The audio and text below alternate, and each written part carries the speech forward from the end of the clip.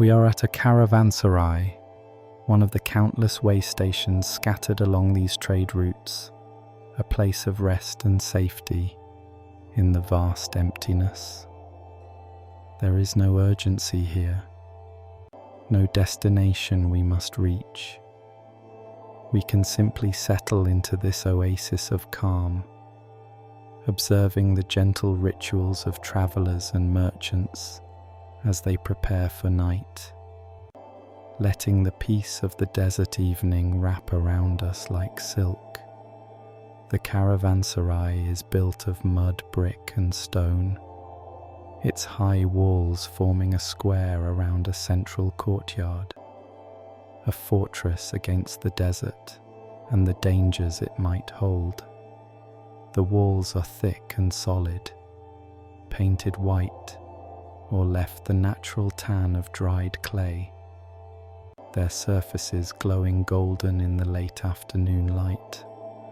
Above the walls, the sky is vast and clear, that particular deep blue that belongs only to desert regions, gradually softening as the sun descends. Through the massive wooden gate, we enter the courtyard where the day's arrivals have gathered. Camels kneel in groups, their long legs folded beneath them, their expressions serene and slightly disdainful, as camels always seem to be. Some are still being unloaded, merchants and servants removing bundles and crates, bales of silk and bags of spices, carved jade and rolls of carpet. The camels endure this activity with patience, occasionally rumbling deep in their chests, a sound like distant thunder. The courtyard is busy, but not frantic, everyone moving with the measured pace of those who have been travelling for days or weeks, who know that rushing serves no purpose. Merchants greet each other in multiple languages, Arabic and Persian, Chinese and Turkic, a babel of tongues united by the common language of trade and the shared experience of the road. Hands clasp in greeting, tea is offered and accepted, news is exchanged, information about the route ahead, the conditions of the passes, the safety of the roads, the prices in distant markets. Around the edges of the courtyard are the rooms and stables, simple spaces carved into the structure of the caravanserai. The ground floor provides shelter for animals and storage for goods. Above, a gallery runs around the interior, giving access to small rooms where travelers can sleep. Each room barely large enough for a person to lie down, but private and secure, a luxury on the road. The rooms have no furniture beyond perhaps a sleeping platform, no decoration, just bare walls and a door that can be barred from inside. As the sun lowers, servants begin to light torches in brackets along the walls, small flames that will push back the darkness when it comes. The smell of burning pitch mingles with the dust and the animal scent of camels and horses, the exotic fragrances of the goods being traded, cinnamon and cardamom, sandalwood and musk, The air is complex and layered, speaking of distant places and long journeys. Near the gate, a well provides water, precious and carefully managed. Men take turns drawing water for their animals, patient in the queue, understanding that everyone's need is equally urgent. The camels drink deeply, their long necks stretching down, their thick lips working at the water's surface. Horses drink more delicately, raising their heads between sips.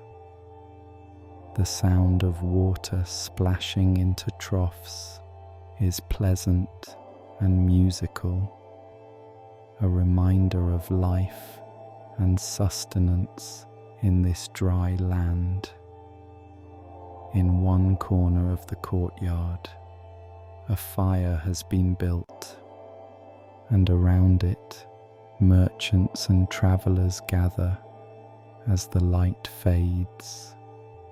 A merchant from Samarkand spreads a carpet on the ground, a beautiful piece of his own trade. Wool dyed in deep reds and blues, patterns geometric and intricate. He settles onto it with a sigh of satisfaction, inviting others to join him. Slowly, a circle forms, men sitting cross-legged or reclining on one elbow, the fire at the center casting flickering light on their faces. Tea is being prepared, a servant tending a small brazier, heating water in a brass kettle. The tea is black and strong, sweetened with honey or sugar, sometimes flavored with mint or cardamom. It is poured into small glasses or cups and passed around, the warm glass pleasant in the cooling air. The merchants sip gratefully, letting the tea's warmth spread through their bodies, easing the stiffness of long days in the saddle or walking beside the camels. Food is being prepared as well, simple but nourishing. Flatbread is baked on hot stones at the fire's edge, the dough slapping against the heated surface, puffing and browning, filling the air with the incomparable scent of fresh bread. There is rice pilaf cooked with raisins and slivers of carrot, fragrant with cumin and coriander. There are dates and dried apricots, nuts and cheese, the portable foods that sustain travellers on these long routes. The meal is shared communally, everyone contributing what they have, breaking bread together in the ancient tradition of hospitality. Hands reach for food, tearing bread, scooping rice, the act of eating together, creating bonds between strangers, a temporary community formed by circumstance and the shared experience of the road. The conversation flows easily, stories told and retold, news passed along, jokes and laughter punctuating the talk.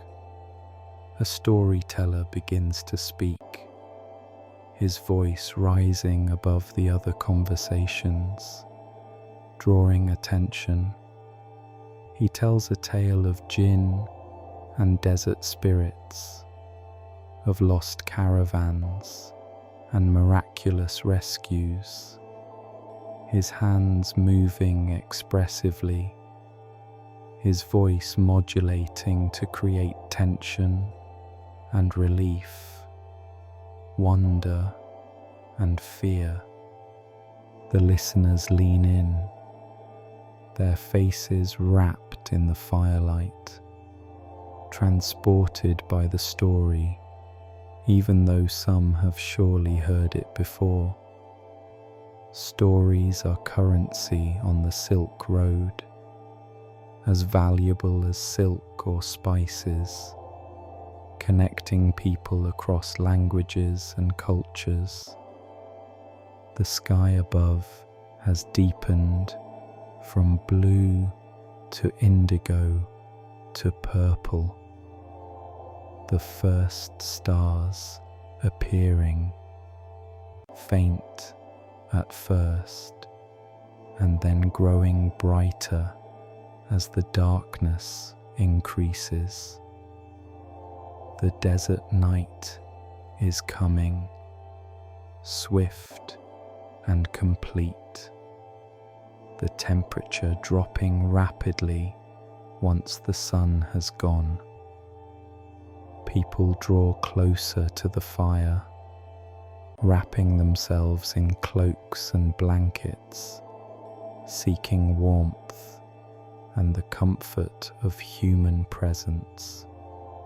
Musicians have appeared, a man with a long-necked lute, another with a small drum. They begin to play, tentative at first, and then with growing confidence. The music sinuous and modal, rhythms complex and interlocking. The melodies speak of longing and distance, of the beauty of far places and the ache of being far from home. Some listeners close their eyes, swaying slightly, transported by the sound. Others watch the musician's hands, appreciating the skill required to coax such beauty from wood and gut string. Children who have been playing in the shadows are called to bed, sleepy and reluctant. Families retreat to their rooms or to corners of the courtyard where they have spread bedrolls. The small spaces fill with domestic sounds, the murmur of parents settling children, the rustle of blankets, the soft good-night exchanges. The children's eyes close quickly, exhausted by the day's travel and the thin altitude air, their breathing becoming deep and regular almost immediately. The camels have settled for the night, lying in comfortable groups, chewing their cud with methodical patience. Their eyes reflect the firelight, glowing briefly when they turn their heads. They are content, fed and watered, resting for tomorrow's journey. The horses doze standing, their heads lowered, one hip cocked, completely at ease in this safe space. The fire is burning lower now, the flames less exuberant, settling into glowing coals that provide warmth without the light and drama of full flame. The musicians have stopped playing, putting away their instruments carefully, wrapping them in cloth for protection. The storyteller has finished his tales. The conversation has died down to scattered murmurs, small exchanges between friends, the intimate talk of people preparing for sleep. One by one, people rise and make their way to their sleeping places. Merchants check on their goods one final time, making sure everything is secure, that the locks are fastened, the bundles properly stowed. Guards take up positions near the gate and on the walls, beginning their watch, protecting the caravanserai and its temporary inhabitants through the dark hours. Their presence is reassuring, allowing others to sleep without fear. In the small rooms around the gallery, travelers arrange their sleeping quarters. A merchant spreads his blanket on the hard sleeping platform, rolls his cloak into a pillow, removes his outer garments and his boots. The room is cold now, the desert night dropping toward freezing despite the day's heat. He wraps himself tightly in his blanket, pulls it over his head, leaving only his face exposed. The darkness is complete, absolute, but it is a safe darkness, contained within these walls. The sounds of the caravanserai at night are few and soft, the occasional snort of a horse, the shift and settling of a camel, the murmur of the guards talking quietly to stay awake, the whisper of wind across the desert, carrying sand that hisses softly against the walls. These sounds are not disturbing, but comforting, evidence that the world continues, that all is as it should be. Above, the stars are magnificent, a vast display of light scattered across the black sky. The Milky Way stretches overhead like a luminous road, perhaps the celestial version of the earthly Silk Road, a path for spirits and souls. Constellations shine with crystalline clarity, the same stars that have guided travelers for millennia, constant and reliable in an uncertain world.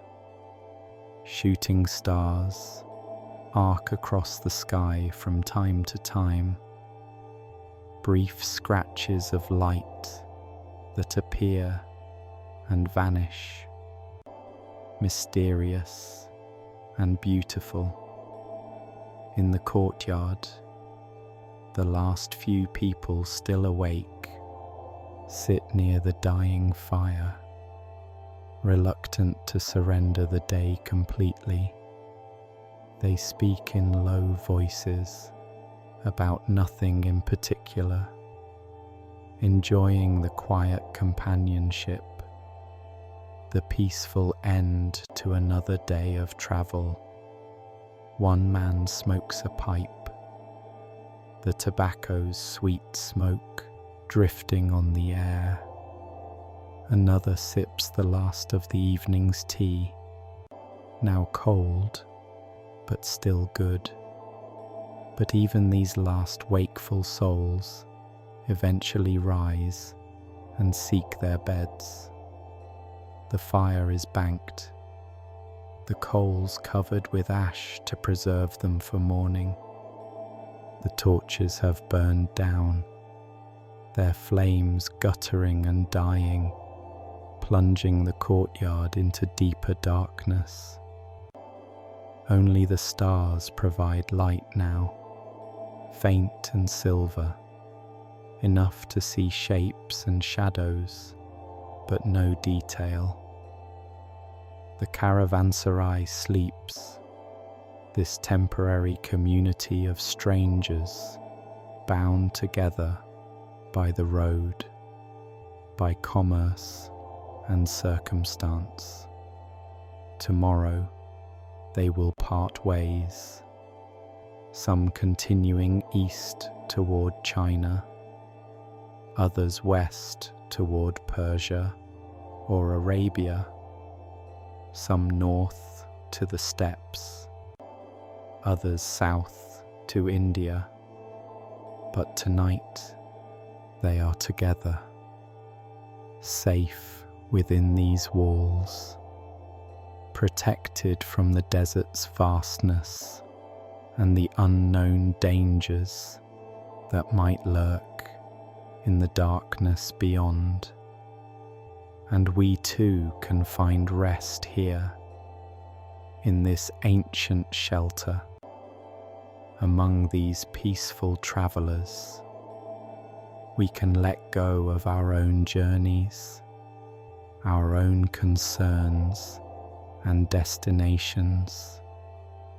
We can simply be here, in this moment, in this place where the Silk Road has brought together people and goods, stories and songs, where East and West meet and mingle, where the desert night holds everything in its vast and gentle embrace. Sleep comes easily in such a place after such a day. The body is tired, the mind is quiet, the spirit is at peace. There is nothing to fear, nothing to worry about. The walls are strong, the guards are watchful. The stars keep their ancient vigil overhead.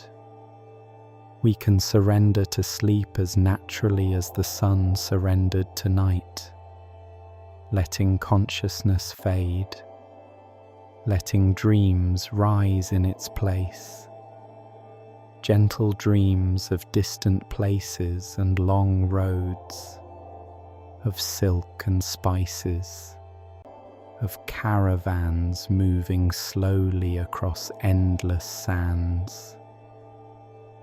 The desert wind whispers its eternal song. The stars wheel slowly in their courses.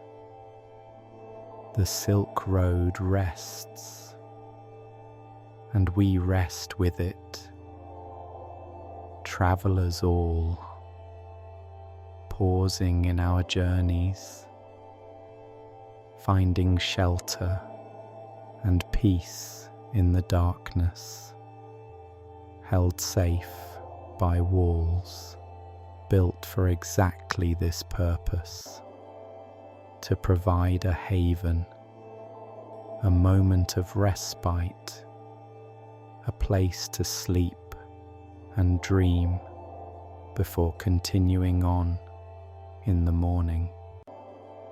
But morning is far away, for now there is only night, only peace, only the deep and restful darkness that allows body and soul to restore themselves.